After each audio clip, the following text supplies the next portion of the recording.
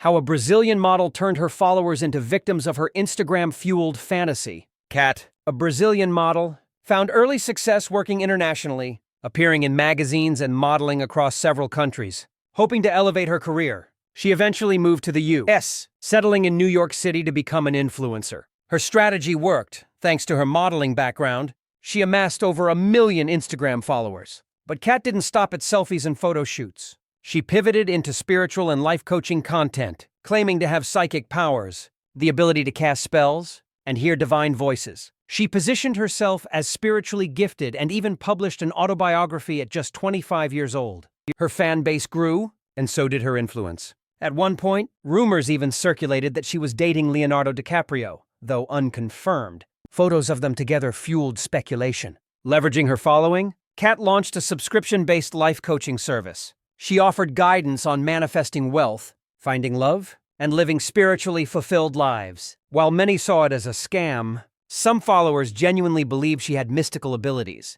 One such follower, Anna, was deeply moved by Kat's teachings. After reading her autobiography, Anna relocated from Massachusetts to New York to work as Kat's live-in assistant. But the reality was far from Instagram perfect. Kat's apartment was filthy, reeking of cat urine, and Anna was treated poorly. Forced to work around the clock with minimal sleep, she wasn't paid and had to sleep on a urine-soaked couch. After 3 grueling months, Anna left, moving in with a new boyfriend. Rather than deter Kat, Anna's departure seemed to inspire a darker plan. Realizing her power over devoted followers, Kat sought to bring more of them under her roof, this time in a bigger space. In 2022, she moved to a 5-bedroom house in Austin, Texas, and began recruiting women from her online community, offering spiritual guidance in exchange for their help. Most followers declined, but 3 agreed, 2 adults from Brazil and 1 teenage girl from Germany. That's when things took a cult-like turn. Kat imposed strict rules. The women couldn't talk to each other, needed permission to leave their rooms, even for the bathroom,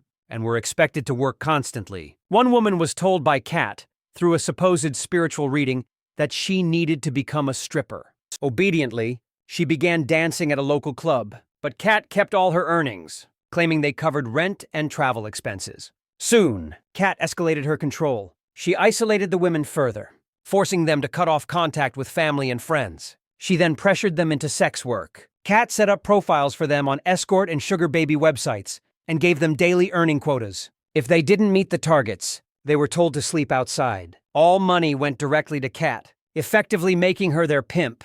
While one follower managed to escape early on, the other 2 remained trapped. Back in Brazil, their families grew concerned. After years without contact, they reported the women missing and launched social media campaigns to locate them. The story caught national attention in Brazil. Meanwhile, Anna, the former assistant, recognized the women from the news and alerted the FBI. Authorities began investigating and quickly found the women's online escort profiles. Suspecting human trafficking, the FBI notified local police in Austin. Police invited Kat and the 2 women in for questioning. Once there, Kat was arrested. She was later deported to Brazil and charged with human trafficking and modern-day slavery. After a high-profile trial, Kat was convicted and sentenced to 8 years in prison.